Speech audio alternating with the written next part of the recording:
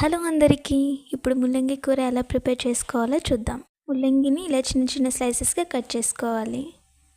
Stove on చేసి కడాయి పెట్టి oil, jeera and ఎండుమిర్చి, ఉల్లిపాయలు వేసి బాగా మిక్స్ చేసుకుందాం. అలానే 4 వెల్లుల్లి రెమ్మలు వేసి బాగా మిక్స్ చేసుకుందాం. బాగా వాష్ చేసిన ముల్లంగిని ఇందులో యాడ్ చేసుకోవాలి. బాగా కలిపి ఒక 2 మినిట్స్ పాటు మూత పెట్టుకుందాం. ఇప్పుడు కాస్త మగ్గింది కదా, ఇందులో మనం లైట్గా సాల్ట్ వేసుకుందాం. సాల్ట్ వేసుకుని బాగా మిక్స్ చేసుకుందాం. ఇందులో ఓన్లీ సాల్ట్ తప్ప పసుపు, కారం ఏవి వేయరంట. ఎందుకు వేయరో మీకు తెలిస్తే కామెంట్ చేయండి. ఇందులో నీరంతా బాగా ఇంకే వరకు మగ్గించుకోవాలి. నీరంతా బాగా ఇంకిన తర్వాత ఒకసారి బాగా కలుపుకోవాలి.